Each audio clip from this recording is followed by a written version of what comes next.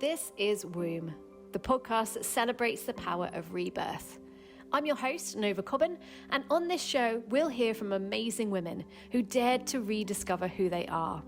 Women who reignited long-lost passions, took bold leaps of faith, and reimagined their futures in ways they never thought possible.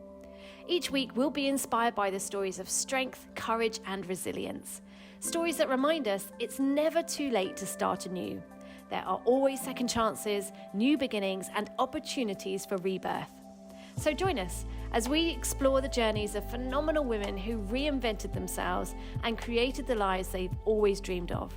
Welcome to Wuum Rebirth. Let's go. Hello, and welcome to our new episode of the podcast. Today, I have with me Naomi Holbrook. And Naomi is an international midlife transformation mentor and best-selling co-author whose passion is empowering women to revolutionize their happiness, health, and hormones in midlife. Very, very important. I'm there as well. Naomi created her unique SMART formula, which has since helped hundreds of women globally to break free of a lifetime of dieting, amazing, come off antidepressants and other prescription medication, finally get their menopause symptoms under control, and start to live the lives that they truly deserve. She became an Amazon best-selling co-author in March 2022 and has been featured in various publications, Health and Wellbeing, Natural Health, Boots Magazine, iWeekend, and has also been featured on multiple primetime TV programs over the last 30 years.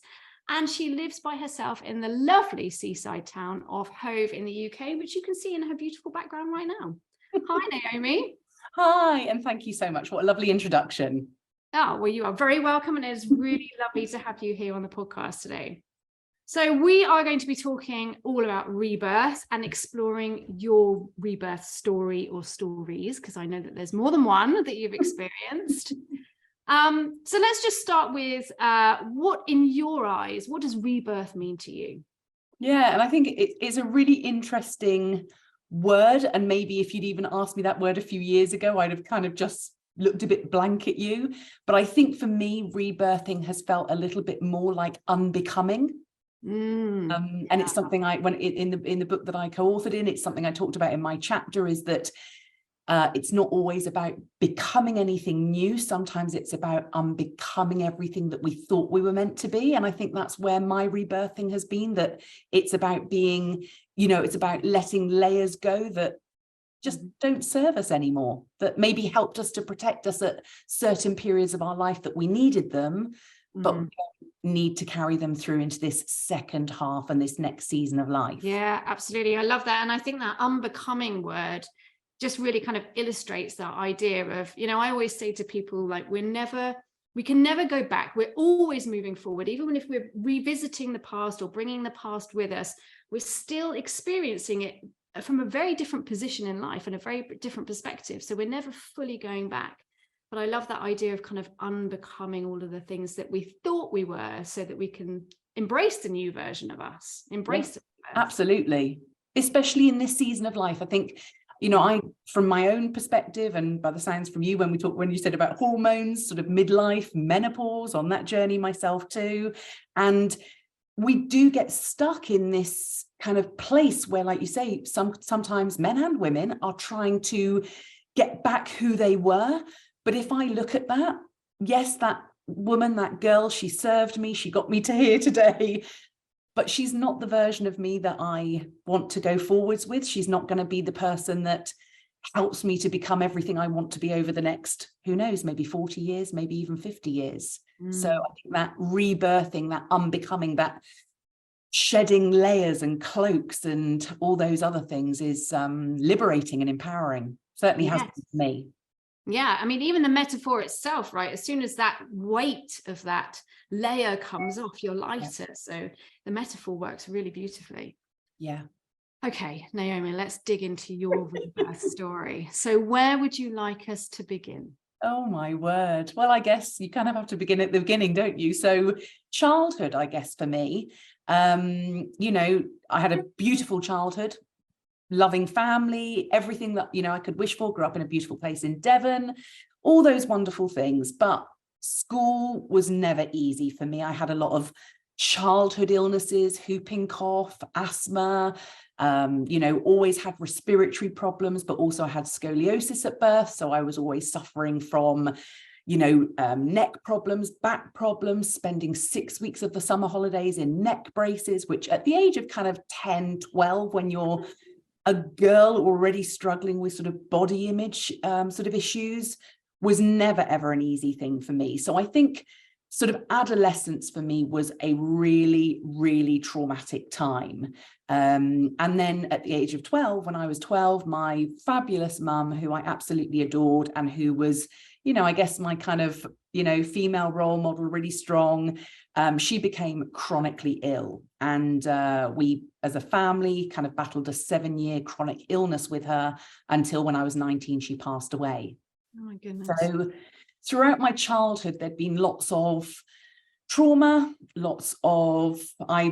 from even the age of sort of 12, looking back, now, had really sort of already been suffering with sort of depression and anxiety and very low self-confidence, low self-worth, which of course as a 12-year-old, 15-year-old, you don't know that's what it is, but it sort of manifested in various different ways. Even at the age of 14, I was taken in for psychiatric sort of care in hospital that was, triggered by my mum's illness. It was a time that I couldn't cope. I didn't know how to speak about it. And one thing I've really, really realized is that, in the 80s and the 90s, so much was brushed under the carpet. You didn't stiff upper lip, we're British, let's get on with it, let's kind of all pull together. And there was no help, no kind of support back then, like we openly speak about mental health and depression now, or it certainly is getting better. So there were lots of labels, probably a lot that I put on myself. Ill and sort of teenage illnesses. I wasn't sporty at school. I put all these different labels on me, but of course these labels were also put on me. Some of my school teachers, labeled me as slow, kind of, special needs, all those different things, because I was just constantly trying to catch up with myself. A lot of it, I was, it's only been realized in the last few years, but actually a lot of that was probably trauma blocking my learning ability, my understanding of things. And as an adolescent, you don't understand how to process all those different emotions. You don't know what they mean. So I guess that part of childhood is really, really important, because it's only the last few years I've realized what impact that's had on every single stage of my life. And then I threw myself, literally threw myself into a 20-year career. So my mum passed away when I was 19. 20, I packed my bag and my little Nova Merit and got in the car and drove up the M25, and I started my career in luxury hospitality and the wellness industry back in 1995. And literally threw myself into my career. And looking back now, I can see that a lot of that was a need for validation, a need for belonging. I felt very, very lost when my mum passed away. And I think there was a lot of just needing to feel, that I was achieving in life. And I think at that time, the only way I knew how to do it was to work hard and to, prove my self-worth in that way. Yeah, especially after you'd had all of those labels placed on you, actually to break out of that by thinking, well, I'm just going to go and do this thing and throw myself into my career, and not actually, even though I'm sure there were parts of you that did buy into the labels or were very affected by the labels, there was still another really strong part of you that was like, that doesn't matter, I'm going to go and do it anyway. And I think looking back, there was a lot of fear, but I guess it was that thing of what's worse, being in a situation or throwing myself into a completely different situation where maybe I don't know the outcome, but maybe it will be better. Maybe it will, take some of the pain away, some of those sort of feelings away. And yeah, I think that was probably some of the sort of motivation behind doing that. But in a way as well, I didn't know then that I was going to have a successful 20-year career. I just went into the first job, and, we talk nowadays about imposter syndrome, and it's something that so many women come to me with. They're hugely successful in their industry or their own business, and yet they, just fear that any minute now they're going to get caught out, as they kind of say. And oh gosh, for the last 4 years in my career, I used to walk around with my resignation in my bag. That's how low my self-esteem and my kind of confidence was, that I was always thinking towards the end, any minute now I'm going to be asked to, leave the industry or leave my career and leave the job I'm in. It's only really the last few years that I have got rid of that feeling. And yes, of course, every now and then that little bit of question of self-belief crops up. That's why I have coaches and mentors, probably the same as you, because when we hit those little moments of, oh my gosh, can I really do this? And having somebody there to kind of voice it and get you out of your own head. But yet that years ago would have kept me from applying for a promotion, or it would have kept me from asking a guy out on a date, all sorts of things. That whole, oh my gosh, what if? Which, like you say, I think, it's something that can hold, and not just women. A lot of men, even though my clients are all female, I have a lot of men reach out to me who say, I know that you're always talking to women on your various different platforms and things, but so much of it resonates with me. And I think we just assume that it's just women, but I think a lot of us probably, and talking about rebirth and Wuum, I think a lot of us come out the womb with a stick to beat ourselves with, and this kind of complexity of just feeling that judgment and, we're not good enough and all those different things. Yeah, and you're absolutely right. I mean, this podcast is aimed at women, and yet even this morning I was talking to somebody and he was describing the exact same thing of like, I feel like it's a second life, like I've gone past this life and now I'm entering into a second life. And it's when we know that a kind of midlife crisis can happen, no matter what gender you are, it doesn't matter. But there is a point at which we kind of, I think, come to this knowing that we have to we're going to keep going down this same trajectory towards something that we don't want, or we are going to have to make a change. And the time in which we've got left to make that change is getting smaller and smaller and smaller. And that's exactly where I was, I guess, at 39 when I had the first rebirth, really, in so much as, I was newly single. I had split up in my long-term relationship when I was 37. I'd had major spinal surgery at 36. Oh, wow. Split up from my long-term relationship when I was 37, which, as a single career, as a career woman who is child-free at that point, lots of questions, lots of what are you going to do now and all that sort of thing. And, I was incredibly unhealthy, physically, mentally, and emotionally. I'd carried so much trauma and depression for so many years and really battled it silently. I hadn't wanted to ever discuss it in my career for fear of being judged, fear of being fired, fear of, that name and reputation getting around, that, especially back then, mental health just wasn't talked about. And I was incredibly unhealthy, 39, clinically obese, went to see my GP about something and basically was told, you're sort of borderline diabetic. And that for me was like a real, oh crap, sort yourself out. And so that was the first stage of the rebirth, in so much as I actually gave up drinking alcohol for 9 months. Amazing. I, had a pretty bad relationship with alcohol from teenage years, 20s, 30s, either used it for soothing breakups, used it for, de-stressing after a tough week at work, all those different things. So I made some real lifestyle changes at 39. And I do think that rebirth then kind of, moved on to the next one. I think, again, like I say, that kind of unbecoming. At 39, I started to unbecome all the things I thought I was. And it kind of gave me that clarity and then allowed me to move on to the next one. So just paint a picture for us around that age of how you were actually feeling about yourself. Honestly, I look back now, internally, I was in turmoil and chaos. Using food as kind of an emotional support, using alcohol as an emotional support. I was people pleasing everybody to the detriment of myself, even family members, loved ones, doing everything for them that was probably a lot of the time putting me in a place that was making my emotional well-being quite poor and quite low on the sort of priority scale. Everything internally felt like chaos. Externally, people thought I was so successful. I had this incredible career, my own home, a nice car, lovely holidays, could go off whenever I wanted to, weekends of, dining out, lovely restaurants, all those sorts of things.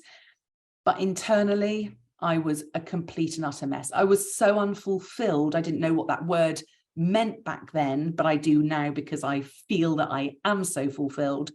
But I just felt so unfulfilled in life. I felt like I was just trying to find all these, I guess, physical and material things to fulfill my life, but none of them were ever working. Unfortunately, a really common thing, and it's that if I can kind of externally create happiness, then maybe I will internally feel happiness. Yeah. I think the other thing that I'm hearing as a pattern is that people make one change, and that one change or that one shift or that one little thing that they do regularly, like journaling or something like that, just opens a window. Yeah. And when that window is open, you can start to see the world outside, and you're like, maybe there's a bit more of that I could have. And it sounds for you like maybe when you were 39 and you had that chat with a doctor and you decided to sort of make some changes, that was your window opening to the next one. Yeah. So 41, December 2015, my mental health was in complete tatters. I was at the lowest of the low, and yet turning up to corporate world every single day, suited and booted and holding meetings and putting it on like there was nothing going on. And of course, we all know that mask is absolutely exhausting. I was literally counting down the minutes every day until it was like, I can get out of the office, I can go home. And I was practically coming home to my apartment every night and crying, drinking, feeling so incredibly lonely and isolated. And, people think it's really strange because I had so many friends. I was, what people would have called popular, but I felt so lonely and so isolated. And I guess I did, you say midlife crisis. So many people thought I was having a midlife crisis, but I do now refer to it as my midlife awakening. And I had 2 mortgages on my own. I was single. I had some savings, but nothing like I could sort of retire on a nice island or anything. And I literally went into the office in that December and I gave in my resignation. And I felt the greatest sense of relief, even though there was a huge amount of fear. 2 mortgages, how am I going to pay for everything? And also, what am I going to do? I had no idea what else to do. I was just like, but like we said about the pain of staying the same or the pain of change, I thought the pain of change cannot be any greater than the pain that I'm feeling right now.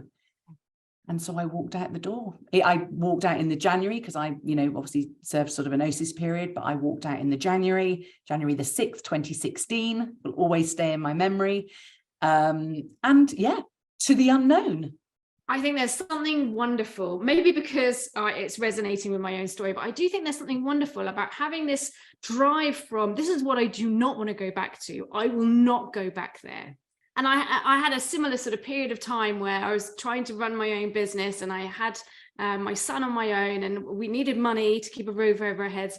So I was doing anything. I'd buy stuff at auction and reselling it. I was making pastries and selling them to the local bakers. I was making hot dogs and taking them to like festivals, and, sewing things on socks and selling them on eBay. It's just a ridiculous like patchwork of things, but with this strong motivation of I will not fail and go back because I am going this way. And I wouldn't even say it's motivated by fear of going back there. It's just a drive and a desire to not ping back to the same level that we were at before. Yeah. And I suppose that is a fear thing, but essentially I'm probably just trying to evade it because I don't like to think of it that way. But it is a fear thing. But if you're going to be driven by fear, then be driven by that. Yeah, in a positive way. Yeah. And I think it's really interesting you say that. so many women that I speak to, the word fear, the word shame, all these emotions that we have portrayed as negative are so positive. Fear, I mean, I never thought I would be the person that says this. As a child, I feared change. After my mum died, I feared my dad dying. I feared anything happening to any of my family members. I feared change. I feared, my dad moving to a different house, all those things. Now I'm like, bring it on. Give me some fear, because it makes me feel alive and it pushes me to that next level that I want to become. And in that process, there's another rebirth. It's messy, you know that. There's another rebirth that brings us another layer of ourselves or another version of ourselves that we never knew we'd get to meet. And that's kind of what excites me nowadays. It's like, who am I going to be this time next year? Yeah. Am I going to be in 6 months? Yeah, I'm so driven by that idea. And, I know with for people who don't know, they can have a look at, but for the operations that I've had, for me, I'm really driven by like, well, let's see who I am when that happens. Let's figure out what that journey and that challenge it looks like. Like, I'm psyched for it. Let's do it. And everyone else is sort of very kindly and very gently and very compassionately being like, are you okay? This must be really scary. And I'm like, it is scary and it is a big change, but I'm excited to find out who I am when I face that challenge. Yes. And it's actually really nice to speak to someone who's had the same sort of thoughts. Yeah, never thought I would say that about fear. But also, I think, I didn't leave my career to become an entrepreneur. I never would have said the word entrepreneur and my name together again, because at school I was told I would never amount to anything. You'll have a little job. And back then, obviously, Woolworths was our local store. And I was told that you'll be lucky if you get a job on the pick and mix at Woolworths. And that was kind of, and that was, those things were things that stuck in my memory. So for me to think that at 41, I could leave a successful 21-year career and then have success in my own business, where, as it is all your responsibility. But I do think that resilience and resourcefulness have probably been two key attributes for me, probably in the whole of my life. Maybe I didn't realize them at the time, but I think they're two key attributes that have helped me to navigate all the challenges, the rebirths, because again, the rebirths are so messy that some people start the rebirth and then they're kind of like, quickly, yeah, of course, go through it. Yeah, but of course, as soon as those contractions have started, there's no stopping it. It's coming, whether you're ready for it or not. And I have this year, they just come out of nowhere, don't they? When you're like you say, kind of working through all the inner stuff and becoming who you always were meant to be, but you didn't know, then we go through those, those kind of rebirth phases. Yes. And of course, the biggest thing about having a rebirth, as you said, it's messy, but every time you have a rebirth, there's also a death. Yes. The two have to go hand in hand. And so we're afraid of the rebirth, not just because of what it's going to look like when we've been reborn, for want of a better word, but also because we are saying goodbye to a part of ourselves that is not going to survive that change and that is going to have to die at that point. And that is why I think, just as you described, we do go through a grieving process. And I think it's helpful to go through a grieving process and to properly say goodbye, because that part of you, the energy that you've lived in that version of you is not going to be there anymore. You can feel it and you can access it and you can remember it, but it's not going to come with you. No. And that feels very scary, I think. Yeah, because as human beings, we are hardwired to want stability, to want familiarity. And, years ago, I had no idea about how the brain worked, and subconscious brain and conscious brain. And it's why I work on it with all my clients, because I know that unless we do that, nothing changes. We don't get the external transformation we're looking for, but we also don't find that inner fulfillment, or we don't create it. And yeah, I think that's a really, really key learning too, that we, like you say, we have to grieve. We have to grieve each part that we leave behind, But I also think for me now, heading into this next season with menopause, I think it is making this journey much easier, much less complicated. I also have an aging father that I am now, when I say looking after, not in a, not physically kind of looking after, but as in looking after his well-being, thinking of his future. If you told me 4 years ago that I would be dealing with all those things now in the way that I am, I wouldn't have believed it. But I do believe that it's because of those rebirths and those unbecomings that I'm now the person that can deal with all these things. And I was talking with one of my mentors the other day, and she was like, how are you? There's so much going on. And I was kind of like, I'm so calm. I can't believe it. It's almost like, who is this version of me? And we kind of joked and said, the calm within the chaos. Yeah. And yet there was no calm within my chaos. It was chaos within chaos. Yeah. And everything was so unaligned. And interesting, you use the word balance, but I often think about harmony, because I don't think balance really exists in the world and the,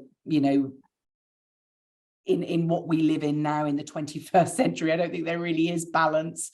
But I think if we can create that harmony with our mental, our physical, our emotional, all those different beings, spiritual as well, then yeah, we have this kind of calm and inner peace that allows us to prepare for the next part without all that fear. Yes. Yeah. That so often holds so many people back, and held me back for years, held me back in every area of my life for years. That fear of being judged, that fear of failure, that fear of success. When I first started my business, I was so scared so fearful of having success. Yes, absolutely. Me too. And I think that's another big area that women in particular, I think, but also men, I've seen it in, but yeah, that idea of being successful is something to be scared of, because you're more visible, because you've got more to lose. There's so many other things that go along with that. What if I turn into an asshole the minute I'm become really successful? What if I'm a complete arrogant, egotistical, unbearable person to be around? And all of those kind of versions of you that you think are going to be who you will be at that point are kind of like little demons going, no, you don't want to be here, because this is what you're going to turn into. Yeah. And I think to your idea of kind of feeling peaceful inside yourself and being, who am I, when you sort of felt that feeling, I think that's another sort of little tip that I think is a good thing to pull out, is that when you feel that inside you, I think it's really good to kind of like acknowledge and sort of sink into that a little bit. If I have a moment of calm, or I'm having a bad day and I have a moment of peace, I'm like, oh, hi, there you are. And then I can kind of grab hold of it and expand on it. But I think it's too easy just to kind of not even recognize those moments sometimes, or give them the sort of greeting or the acknowledgement that they need in order for you to actually grab hold of it. Yeah, that makes a lot of sense. And, gratitude has been something that has been high on my agenda since 2019.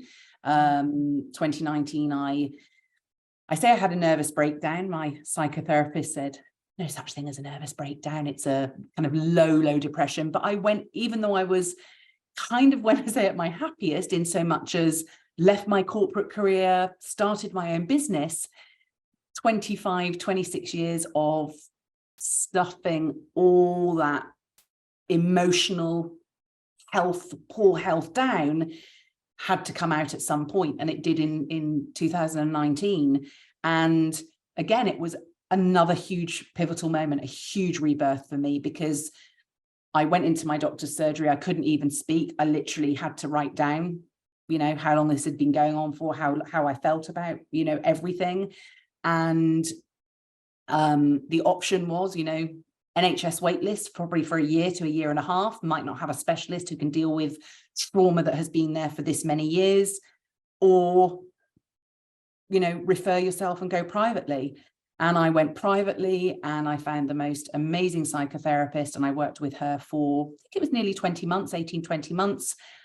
And my word, again, another rebirth thing, so messy. It was a like an 18 to 20 month labor. Yes. Yep. Hardcore. Yeah, there were some highlights in between, but the contractions were messy, they were painful, they were disruptive, they were all those different things.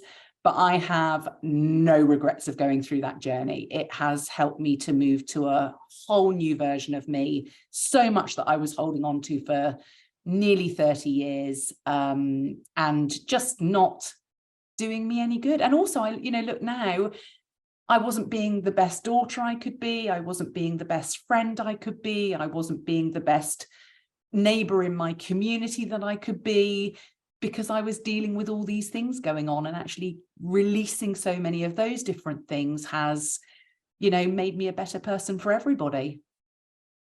So bring us up to speed now. Where are you now? You mentioned your relationship with your father. How is that now? Amazing. And yeah, just show us the difference between where you were and where you are now after these rebirths. Yeah. So, I used to appear to be this confident person, but internally, everything. And even, recording this podcast with you, I might have done it, but I would have literally beforehand been, questioning myself. Are you good enough to do this? Does anybody want to listen to what you've got to say? And it's funny because I think people perceive when you have confidence that that's ego. And when you don't have confidence, it's not ego. And what I've realized, of course, is that actually it's the opposite way around. Yeah. The ego stops you from asking for help. The ego makes you think you know everything in the world and you're never going to learn anything else. Yes. Why have I invested in so many mentors, coaches, a psychotherapist over the last 4 years? Because I know that I don't know diddly. I know, even though I'm an expert in my field, I still know so little about so many things. So I embrace learning new, asking for help, reaching out to people that have either already got there or I know that can give me that expertise. I am no longer, I'm a reformed people pleaser. And yet, and yet the odd thing is, I feel like I please people more now. Mm-hmm. Because I do it in a different way. And I'm not always a massive fan of the word boundaries, but it's something I help the ladies that come to, my clients that come to me, they have no boundaries, they do everything for everybody. And they're always saying, I can't put myself first. And one thing I say is, it's not about putting yourself first, it's about putting yourself at the same level as everybody else. And I think that's something that helped me to get to, where I am now. I will help anybody and everybody, but not if it means at the detriment of myself. And, I've, even with my father, who I've, always adored, but also times when my mum passed away, there were some difficulties within our relationship, as you would expect. Mm-hmm. And I would say that as I have healed over the last 4 years, our relationship has just blossomed into a whole different relationship. Very, very different. It's not like a father-daughter relationship anymore. It's very, very close. We speak very openly. One thing I promised myself in 2019 when I first started having psychotherapy was, I'm not hiding anything else from my dad anymore. I'm telling him what I've been dealing with. He doesn't need to feel the shame or the guilt or anything at all. It's my journey, but I'm not hiding any of this anymore. And I think also that honesty with, I've been honest with all my friends, and of course you lose a few people along the way, because not everybody wants you to change. Some people want you to be that version of you that did give all those things to them and maybe made them feel better about themselves and all those different things. But I am truly the happiest, the most fulfilled, the healthiest, the fittest, because, I told you I'm climbing a mountain in 6 weeks. I know. Amazing. Listen, that's going to be another rebirth. There is going to be a whole new version of me rebirthed on that mountain, because undoubtedly of course there's fear there, physical, mental. It's going to be the most physically and mentally challenging thing I will have ever done in my life. But why did I sign up for it? For that exact reason, because I'm excited to meet the version who comes down off that mountain.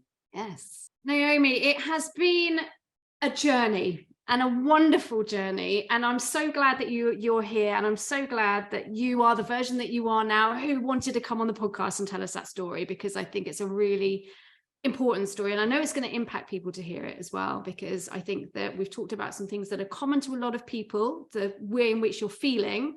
And then there's some things that people will never have experienced, but will be interested to hear about. So thank you so much for being here. Is there anything that you want to add to our listeners before we go? Do you know, I think the only thing, and I know you sort of asked me something, if there was like tip or anything at all. And I think, like you said, a lot of your listeners are probably also in the season of midlife and change and all these different things. And one thing that I have learned to do now, and it took a long time, is switch off the external noise. I know it's not always easy, but other people will always have an opinion, a judgment, a comment. Mm-hmm.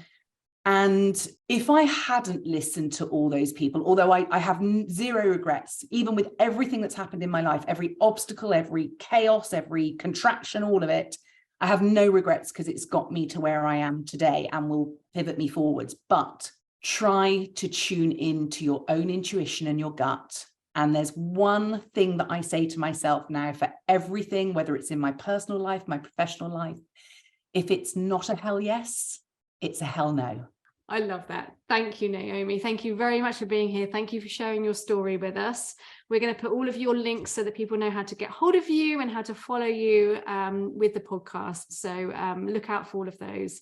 And I think you've got some things that you're going to link us into as well, which we can add to the podcast. So thank you very much. Thank you to everyone listening, and I will see you again soon. Thank you so much. Thank you.